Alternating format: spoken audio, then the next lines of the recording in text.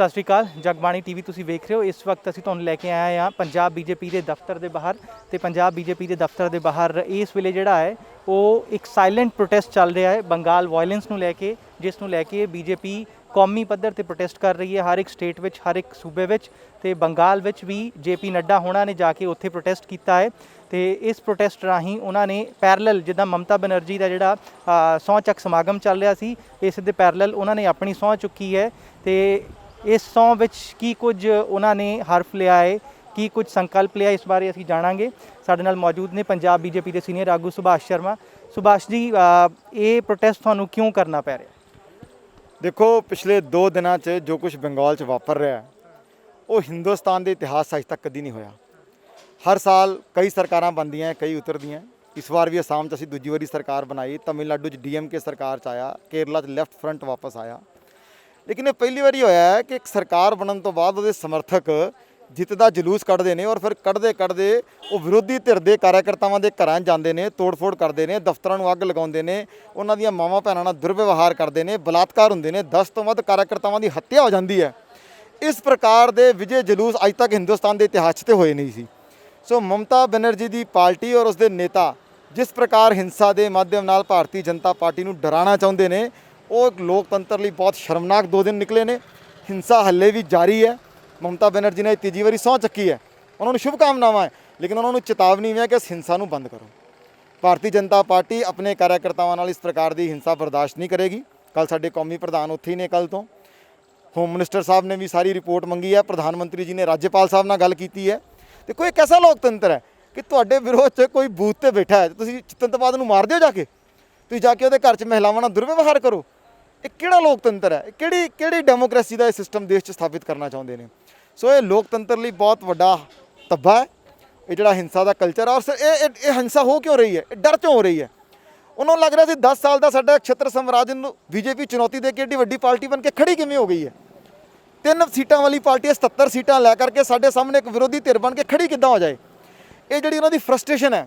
ਮਮਤਾ ਬੈਨਰਜੀ ਖੁਦ ਹਾਰ ਗਈ, ਆਪਣੇ ਆਪ ਨੂੰ ਬਹੁਤ ਲੋਕਪ੍ਰਿਯ ਨੇਤਾ ਕਹਿੰਦੀ ਹੈ, ਬੰਗਾਲ ਦੀ ਮੁੱਖ ਮੰਤਰੀ ਦਿੰਦੇ ਆਪਣੀ ਚੋਣ MLA ਦੀ ਹਾਰ ਗਈ ਹੈ। ਇਹ ਜਿਹੜੀ ਫਰਸਟ੍ਰੇਸ਼ਨ ਹੈ ਉਹ ਹਿੰਸਾ ਦੇ ਰੂਪ 'ਚ ਨਿਕਲ ਰਹੀ ਹੈ। ਲੇਕਿਨ ਉਹਨੂੰ ਇਹ ਗੱਲ ਸਮਝਣੀ ਚਾਹੀਦੀ ਹੈ, ਆਪਣੀਆਂ ਨੀਤੀਆਂ ਨੂੰ ਠੀਕ ਕਰੋ। ਲੋਕਾਂ ਦੀ ਜਿਹੜੀ ਤੁਹਾਡੇ ਖਿਲਾਫ ਨਾਰਾਜ਼ਗੀ ਹੈ ਉਹਨੂੰ ਠੀਕ ਕਰੋ। ਠੀਕ ਹੈ, ਤੁਸੀਂ ਸੱਤਾ 'ਚ ਆ ਗਏ, ਤੁਹਾਨੂੰ ਕਾਂਗਰਸ ਨੇ, ਲੈਫਟ ਫਰੰਟ ਨੇ ਆਖਿਰ 'ਚ ਵੋਟਾਂ ਪਵਾਤੀਆਂ, ਲੇਕਿਨ ਜਨਤਾ ਤੁਹਾਡੇ ਤੋਂ ਨਾਰਾਜ਼ ਹੈ। ਇਸੇ ਕਰਕੇ 3 ਸੀਟਾਂ ਵਾਲੀ ਪਾਰਟੀ ਨੂੰ 77 ਸੀਟਾਂ 'ਤੇ ਖੜਾ ਕਰ ਦਿੱਤਾ ਹੈ ਔਰ ਭਾਰਤੀ ਜਨਤਾ ਪਾਰਟੀ ਇੱਕ ਮਜ਼ਬੂਤ ਵਿਰੋਧੀ ਧਿਰ ਦੇ ਨਾਤੇ ਇੱਥੇ ਖੜੀ ਹੈ ਔਰ ਬੰਗਾਲ ਦੀ ਜਨਤਾ ਲਈ ਹਮੇਸ਼ਾ ਖੜੀ ਰਹੇਗੀ। ਹੋਰ ਵੀ ਆਗੂ ਨੇ ਇੱਥੇ ਬੀਜੇਪੀ ਦੇ ਪੰਜਾਬ ਬੀਜੇਪੀ ਦੇ ਜਿਹੜੇ ਸੰਗਠਨ ਦੇ ਸੀਨੀਅਰ ਆਗੂ ਨੇ, ਦਿਨੇਸ਼ ਕੁਮਾਰ ਜੀ ਸਾਡੇ ਨਾਲ ਨੇ। दिनेश जी, ममता बनर्जी वहाँ जो शपथ ग्रहण समारोह हुआ उसमें राज्यपाल ने ममता बनर्जी को कानून व्यवस्था के मुद्दे पर नसीहत दी। तो ममता बनर्जी ने भी कहा कि चुनाव आयोग तो अब तक कानून व्यवस्था उन्हीं के हाथ में थी, तो आप हमारे ऊपर क्यों बरस रहे हैं? ये ठीक है, चुनाव आयोग को ही ध्यान रखना चाहिए था, लेकिन ममता बनर्जी ने जिस तरीके का खेला बंगाल के विच कीता है, ये बड़ा ख़तरनाक है। लोकतंत्र का मजाक है, रक्त रंजित तंत्र बना देता है।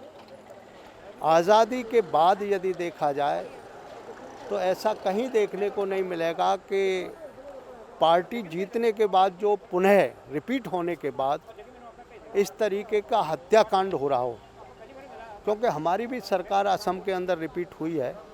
एक भी किसी भी विपक्षी को किसी का भी वैसा मुंह नहीं देखना पड़ता है, लेकिन वहाँ के TMC के लोगों ने जिस तरीके से कार्यालयों पे हमले किए, कार्यालयों को जला दिए और 11 कार्यकर्ताओं की हत्या कर दी थी, इसको ममता बनर्जी को रोकना चाहिए था। लेकिन वास्तव में क्या है कि आज़ादी के बाद जैसे देश के बंटवारे के समय में हत्याकांड हुआ, वो बंगाल में हो रहा है और दुर्भाग्य की बात है कि उसमें TMC का बहुत बड़ा योगदान है, हाथ है उसमें। लेकिन उससे दुर्भाग्य की बात मैं मानता हूँ कि देश के अंदर राष्ट्रीय पार्टियां हैं वो उसका विरोध नहीं कर रही। किसी भी प्रकार का कोई खंडन न कांग्रेस ने किया, 34 वर्ष तक शासन कम्युनिस्टों ने किया, लेकिन आज जो बंगाल के अंदर हो रहा है उसका कोई विरोध नहीं कर रहा है। भारतीय जनता पार्टी के कार्यकर्ता पलायन करते हैं, 300-400 कार्यकर्ता असम में प्रवेश कर गए वहाँ से, तो इस समय दुर्भाग्य की बात है और इस विषय को लेकर के पूरे देश के अंदर और ये प्रदर्शन है। ਸ਼ੁਕਰੀਆ। ਸਾਡੇ ਨਾਲ ਹੋਰ ਵੀ ਬੀਜੇਪੀ ਦੇ ਆਗੂ ਇੱਥੇ ਮੌਜੂਦ ਨੇ। TMC ਮੁਰਦਾਬਾਦ ਦਾ ਇਹਨਾਂ ਨੇ ਇੱਕ ਸਲੋਗਨ ਚੱਕਿਆ ਹੋਇਆ ਹੈ। ਕੀ ਨਾਮ ਹੈ ਤੁਹਾਡਾ? ਜਗਦੀਪ ਸਿੰਘ ਔਜਲਾ ਜੀ। ਹਾਂਜੀ ਜਗਦੀਪ ਸਿੰਘ ਜੀ, TMC ਵਾਲੇ ਕਹਿ ਰਹੇ ਨੇ ਕਿ TMC ਦੇ ਵੀ ਕਈ ਬੰਦੇ ਜਿਹੜੇ ਨੇ ਉਹ ਫੱਟੜ ਹੋਏ ਨੇ ਇਹਨਾਂ ਹੰਗਾਮੇ ਦੀਆਂ ਤਸਵੀਰਾਂ ਵਿੱਚ, ਤੇ ਬੀਜੇਪੀ ਨੂੰ ਜਿੱਤ ਬਰਦਾਸ਼ਤ ਨਹੀਂ ਹੋ ਰਹੀ ਹੈ TMC ਦੀ, ਇਸ ਕਰਕੇ ਇਹ ਸਾਰਾ ਜਿਹੜਾ ਹੈ ਡਰਾਮਾ ਕੀਤਾ ਜਾ ਰਿਹਾ। ਦੇਖੋ ਹੁਣ ਇੱਕ ਭੀੜ ਇਕੱਠੀ ਹੋਈ ਹੈ, ਇੱਕ ਦੂਜੇ ਤੇ ਨਹੀਂ, ਦੂਜੇ ਪਾਸੇ ਤਾਂ ਕੋਈ ਵੀ ਨਹੀਂ ਸੀ, ਜ਼ਿਆਦਾਤਰ ਇਹਨਾਂ ਦੇ ਹੀ ਗੁੰਡੇ ਭੇਜੇ ਹੋਏ ਨੇ। ਮਮਤਾ ਬੈਨਰਜੀ ਨੂੰ ਇਹ ਚੀਜ਼ ਨਹੀਂ ਅਸੈਪਟ ਹੋ ਰਹੀ ਕਿ ਇਹ ਪਾਰਟੀ 3 ਸੀਟਾਂ ਤੋਂ ਲੈ ਕੇ ਅੱਜ ਇੰਨੀ ਵੱਧ ਕਿਵੇਂ ਗਈ। ਜੇ ਕਿਤੇ ਸਾਡੀ ਭਾਜਪਾ ਦੀ ਸਰਕਾਰ ਉੱਥੇ ਆਉਂਦੀ, ਤੁਸੀਂ ਖੁਦ ਇਸ ਚੀਜ਼ ਦਾ ਅੰਦਾਜ਼ਾ ਲਾ ਸਕਦੇ ਸੀ ਕਿ ਉੱਥੇ ਕਿਸ ਤਰ੍ਹਾਂ ਦੇ ਦੰਗੇ ਹੁੰਦੇ। ਸੋ ਆਪਸ ਦੇ ਵਿੱਚੋਂ ਗਿਰ ਗਏ ਆ, ਚੜ੍ਹਦੇ ਹੋਏ ਕਿਤੇ ਅੱਗਾ ਲਾਉਣ ਵਾਸਤੇ ਚੜ੍ਹੇ ਆ, ਉਦੋਂ ਹੱਥੋਂ ਗਿਰ ਗਏ ਆ, ਕਿਸੇ ਦੇ ਸੱਟ ਲੱਗ ਸਕਦੀ, ਆਪਸ ਦੇ ਵਿੱਚ ਵੀ ਭਿੜ ਸਕਦੇ ਆ। ਬਟ ਬੀਜੇਪੀ ਦੇ ਵਰਕਰ ਦੇ ਨਾਲ ਕਿਸੇ ਤਰ੍ਹਾਂ ਥ੍ਰੈਟ ਨਹੀਂ ਹੋਇਆ। ਇਹਨਾਂ ਦੇ ਮਮਤਾ ਵੱਲੋਂ ਭੇਜੇ ਗਏ ਗੁੰਡੇ ਆ, ਆਪਸ ਦੇ ਵਿੱਚ ਉਹਨਾਂ ਨੇ ਆ ਕੇ ਅੱਗਾਂ ਲਾਈਆਂ, ਤੋੜ ਭੰਨ ਕਰੀਆਂ, ਸਾਡੇ ਵਰਕਰ ਦੇ ਉੱਤੇ ਉਹਨਾਂ ਨੇ ਚੋਟ ਪਹੁੰਚਾਈ ਹੈ। ਉਸੇ ਚੀਜ਼ ਨੂੰ ਲੈ ਕੇ TMC ਨੂੰ ਅੱਜ ਅਸੀਂ ਇੱਕ ਪੂਰੇ ਭਾਰਤ ਦੇ ਵਿੱਚ ਜ਼ਿਲ੍ਹਿਆਂ ਦੇ ਵਿੱਚ ਵੀ ਸਾਰੇ ਪਾਸੇ ਇੱਦਾਂ ਦੇ ਕੋਵਿਡ ਨੂੰ ਦੇਖਦੇ ਹੋਏ ਇੱਕ ਡਿਸਟੈਂਸ ਬਣਾ ਕੇ ਮਾਸਕ ਲਾ ਕੇ ਪ੍ਰਦਰਸ਼ਨ ਕੀਤੇ ਜਾ ਰਹੇ ਨੇ। ਇਹ ਮੈਸੇਜ ਦਿੱਤਾ ਜਾ ਰਿਹਾ ਕਿ ਜੋ ਉੱਥੇ ਖੂਨੀ ਖੇਲ ਰਚਿਆ ਜਾ ਰਿਹਾ ਉਹ ਖੇਲ ਬੰਦ ਹੋਣਾ ਚਾਹੀਦਾ, ਜੋ ਕਿ ਜਿਸ ਦਿਨ ਤੋਂ ਇਲੈਕਸ਼ਨ ਅਨਾਉਂਸ ਹੋਏ ਸੀ ਉਸ ਦਿਨ ਤੋਂ ਲੈ ਕੇ ਅੱਜ ਤੱਕ ਚੱਲ ਰਿਹਾ ਹੈ। ਸੋ ਬੀਜੇਪੀ ਦੇ ਹੋਰ ਵੀ ਕਈ ਆਗੂ ਇੱਥੇ ਪ੍ਰੋਟੈਸਟ ਕਰ ਰਹੇ ਨੇ ਤੇ ਸਾਇਲੈਂਟ ਪ੍ਰੋਟੈਸਟ ਹੈ, ਡਿਸਟੈਂਸ ਮੇਨਟੇਨ ਕਰਕੇ ਕਰੋਨਾ ਗਾਈਡਲਾਈਨਸ ਨੂੰ ਵੇਖਦੇ ਹੋਏ ਪ੍ਰੋਟੈਸਟ ਕੀਤਾ ਜਾ ਰਿਹਾ ਹੈ। ਇੱਕ ਹੋਰ ਬੀਜੇਪੀ ਆਗੂ ਸਾਡੇ ਨਾਲ ਮੌਜੂਦ ਨੇ। ਮਮਤਾ ਬੈਨਰਜੀ ਨੇ ਸ਼ਪਥ ਦੌਰਾਨ ਕਿਹਾ ਕਿ ਜਦੋਂ ਰਾਜਪਾਲ ਨੇ ਉਹਨਾਂ ਨੂੰ ਨਸੀਹਤ ਦਿੱਤੀ ਕਾਨੂੰਨ ਵਿਵਸਥਾ ਤੇ ਜਿਹੜਾ ਹੈ ਉਸ ਮੁੱਦੇ ਤੇ ਕੰਮ ਕਰਨ ਦੀ ਲੋੜ ਹੈ ਜੋ ਪਿਛਲੇ ਦਿਨਾਂ ਵਿੱਚ ਜਿਹੜੀ ਹਿੰਸਾ ਹੋ ਰਹੀ ਹੈ। ਤੇ ਮਮਤਾ ਬੈਨਰਜੀ ਨੇ ਜਵਾਬ ਦਿੱਤਾ ਕਿ ਇਲੈਕਸ਼ਨ ਕਮਿਸ਼ਨ ਦੇ ਹੱਥ ਵਿੱਚ ਸਭ ਕੁਝ ਸੀ ਤੇ ਹੁਣ ਤੱਕ ਤਾਂ ਸਭ ਕੁਝ ਇਲੈਕਸ਼ਨ ਕਮਿਸ਼ਨ ਦੇ ਹੱਥ ਵਿੱਚ ਸੀ, ਤੇ ਤੁਸੀਂ ਸਾਰੇ ਮਤਲਬ ਮਮਤਾ ਬੈਨਰਜੀ ਤੇ ਸਵਾਲ ਚੁੱਕ ਰਹੇ ਹੋ, ਅਜਿਹਾ ਕਿਉਂ? ਮਮਤਾ ਬੈਨਰਜੀ ਇੱਕ ਗੁੰਡਿਆਂ ਵਾਲਾ ਕੰਮ ਕਰ ਰਹੀ ਹੈ। ਤੁਸੀਂ ਇਹ ਦੇਖ ਲਓ ਕਿ ਸਾਡੀ ਪਾਰਟੀ ਪੂਰੇ ਹਿੰਦੁਸਤਾਨ ਦੇ ਵਿੱਚ ਰਾਜ ਕਰ ਰਹੀ ਹੈ। ਬੀਜੇਪੀ ਨੇ ਕਦੀ ਇਲੈਕਸ਼ਨ ਜਿੱਤਣ ਤੋਂ ਬਾਅਦ ਜਾਂ ਐਜ਼ ਏ ਪ੍ਰਾਈਮ ਮਿਨਿਸਟਰ ਜਾਂ ਕਿਤੇ ਵੀ ਚੀਫ ਮਿਨਿਸਟਰ ਟੇਕ ਓਵਰ ਕਰਨ ਤੋਂ ਬਾਅਦ ਇਹੋ ਜਿਹਾ ਕੰਮ ਨਹੀਂ ਕੀਤਾ ਜੋ ਜਿਹਾ ਮਮਤਾ ਬੈਨਰਜੀ ਕਰ ਰਹੀ ਹੈ। ਉਹਨੇ ਸਾਡੀ ਪਾਰਟੀ ਜੋ ਪਰਟੀਕੂਲਰ ਸਾਡੀ ਪਾਰਟੀ ਜਿਹੜੀ ਕਿ ਉਹਦੇ ਅਗੇਂਸਟ ਇੱਕ ਦਮਦਾਰ ਕਿਨਾ ਹੋ ਕੇ ਨਿਕਲੀ ਹੈ, ਦਮਦਾਰ ਹੋ ਕੇ ਉਹਨੇ ਪੁਸ਼ਟੀ ਕੀਤੀ ਹੈ। ਪਹਿਲੇ 3 ਸੀਟਾਂ ਸੀ ਤੇ ਕਿੱਥੇ 70 ਸੀਟਾਂ ਆ ਗਈਆਂ, ਠੀਕ ਹੈ ਜੀ।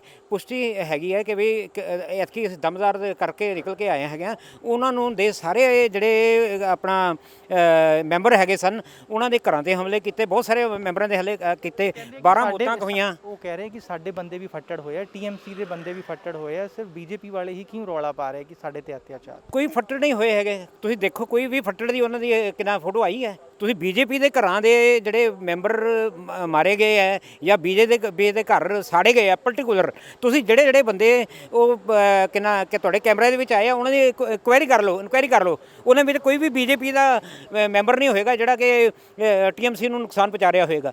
ਉਹ ਸਾਰੇ ਹੀ TMC ਦੇ ਆਪਣੇ ਕੋਈ ਬਦਮਾਸ਼ ਅਨਸਰ ਹੈਗੇ ਆ ਜਿਹੜੇ ਕਿ ਸਾਡੀ ਪਾਰਟੀ ਦੇ ਬੰਦਿਆਂ ਨੂੰ ਨੁਕਸਾਨ ਪਹੁੰਚਾ ਰਹੇ ਹੈਗੇ ਇਸ ਵਕਤ, ਤੇ ਜੋ ਕਿ ਤੁਹਾਡੇ ਸਾਹਮਣੇ ਸਾਰਾ ਆ ਰਿਹਾ ਹੈਗਾ। ਤੁਸੀਂ ਆਪ ਹੀ TV ਦੇ ਉੱਤੇ ਅਨਾਉਂਸ ਕਰ ਰਹੇ ਹੋ ਕਿ ਬੀਜੇਪੀ ਦੇ ਹੀ ਵਰਕਰ ਮਰੇ, ਕੋਈ TMC ਦਾ ਵਰਕਰ ਨਹੀਂ ਮਰਿਆ ਤੁਹਾਨੂੰ ਨਜ਼ਰ ਆਇਆ ਹੋਵੇਗਾ ਅੱਜ ਤੱਕ।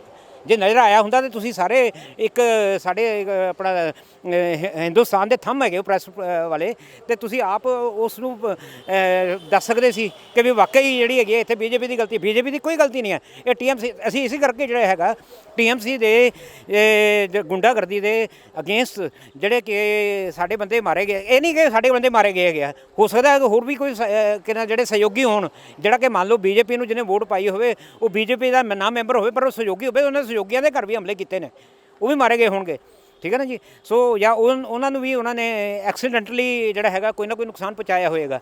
ਸੋ ਇਸ ਕਰਕੇ ਅਸੀਂ ਇਹ ਕਿੰਨਾ ਤੁਹਾਨੂੰ ਤੁਹਾਡੇ ਥਰੂ ਇੱਕ ਮੈਸੇਜ ਪਹੁੰਚਾਉਂਦੇ ਹਾਂ TMC ਨੂੰ ਕਿ ਇਹੋ ਜਿਹੀ ਗੁੰਡਾਗਰਦੀ ਬੰਦ ਕਰੇ।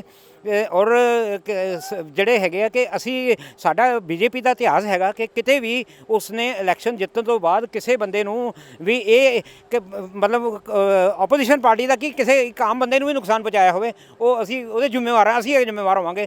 ਜੇਕਰ ਤੁਸੀਂ ਸਾਨੂੰ ਕੋਈ ਇੱਕ ਬੰਦਾ ਵੀ ਦਿਖਾ ਦਿਓ ਕਿ ਬੀਜੇਪੀ ਦੇ ਕਾਰਨ ਜਿਹੜਾ ਇਸ ਬੰਦੇ ਦੀ ਆਪਣਾ ਡੈਥ ਹੋਈ ਹੈਗੀ ਹੈ, TMC ਨੂੰ ਸਾਡੀ ਤੁਹਾਡੇ ਥਰੂ ਗੁਜ਼ਾਰਿਸ਼ ਹੈ ਕਿ ਇਹੋ ਜਿਹਾ ਕੰਮ ਬੰਦ ਕਰੇ। ਜੇ ਉਹਨੇ ਰਾਜ ਕਰਨਾ ਤੇ ਸਹੀ ਤਰੀਕੇ ਕਰੇ, ਤੇ ਜੇ ਕੋਈ ਅਸੀਂ ਰਾਜਿਆਂ ਵਾਂਗ ਰਾਜ ਕਰੇ ਜਿਹੜੇ ਕਿ ਕਿਸੇ ਨੂੰ ਆਪਣੇ ਪ੍ਰਜਾ ਨੂੰ ਨੁਕਸਾਨ ਨਹੀਂ ਪਹੁੰਚਾਉਂਦੇ। ਮੈਂ ਇਹੀ ਕਹਿਣਾ ਚਾਹਾਂਗਾ। ਧੰਨਵਾਦ ਸਾਡੇ ਨਾਲ ਗੱਲਬਾਤ ਕਰਨ ਦੇ ਲਈ। ਸੋ ਇਸ ਤਰੀਕੇ ਨਾਲ ਬੀਜੇਪੀ ਦੇ ਆਗੂ ਤੁਸੀਂ ਵੇਖੋ ਕਿ ਕੁਝ ਹੀ ਗਿਣਤੀ ਵਿੱਚ ਜਿਹੜਾ ਹੈ ਪ੍ਰੋਟੈਸਟ ਕਰ ਰਹੇ ਨੇ, ਡਿਸਟੈਂਸ ਦੇ ਨਾਲ, ਮਾਸਕ ਅਪ ਕਰਕੇ, ਕੋਰੋਨਾ ਨਿਯਮਾਂ ਦੀ ਪਾਲਣਾ ਕਰਕੇ ਪ੍ਰੋਟੈਸਟ ਕਰ ਰਹੇ ਨੇ ਬੀਜੇਪੀ, ਪੰਜਾਬ ਬੀਜੇਪੀ ਦੇ ਦਫ਼ਤਰ ਦੇ ਬਾਹਰ। ਤੇ ਇਹਨਾਂ ਦੀ ਇੱਕੋ ਇੱਕ ਮੰਗ ਹੈ ਕਿ ਜਿਹੜਾ ਮਮਤਾ ਬੈਨਰਜੀ ਨੇ ਉੱਥੇ ਨਵਾਂ ਰਾਜ ਸਥਾਪਿਤ ਕੀਤਾ ਹੈ, ਉਸ ਵਿੱਚ ਕਾਨੂੰਨ ਵਿਵਸਥਾ ਜਿਹੜੀ ਹੈ ਉਹ ਚੰਗੇ ਤਰੀਕੇ ਨਾਲ ਸਥਾਪਿਤ ਕੀਤੀ ਜਾਵੇ। ਤੇ ਇਸ ਤੋਂ ਇਲਾਵਾ ਰਾਜਪਾਲ ਜਿਹੜੇ ਨੇ ਪੱਛਮ ਬੰਗਾਲ ਦੇ, ਉਹਨਾਂ ਨੇ ਵੀ ਸਹੁੰ ਚੁੱਕ ਸਮਾਗਮ ਦੌਰਾਨ ਇਹੀ ਅਪੀਲ ਮਮਤਾ ਬੈਨਰਜੀ ਨੂੰ ਕੀਤੀ, ਪਰ ਮਮਤਾ ਬੈਨਰਜੀ ਨੇ ਵੀ ਅੱਗੋਂ ਜਵਾਬ ਦਿੱਤਾ ਕਿ ਹੁਣ ਤੱਕ ਜਿਹੜਾ ਹੈ ਕਾਨੂੰਨ ਵਿਵਸਥਾ ਉਹ ਚੁਣਾਵ ਆਯੋਗ, ਇਲੈਕਸ਼ਨ ਕਮਿਸ਼ਨ ਦੇ ਹੱਥ ਵਿੱਚ ਸੀ ਤੇ ਹੁਣ ਸਾਡੇ ਹੱਥ ਵਿੱਚ ਆਈ ਹੈ, ਅਸੀਂ ਆਪਣੇ ਤਰੀਕੇ ਦੇ ਨਾਲ ਕਾਨੂੰਨ ਵਿਵਸਥਾ ਨੂੰ ਸਥਾਪਿਤ ਦੁਬਾਰਾ ਕਰਾਂਗੇ। ਕੈਮਰਾਮੈਨ ਅਮਨਦੀਪ ਦੇ ਨਾਲ, ਜਗਬਾਣੀ TV, ਚੰਡੀਗੜ੍ਹ।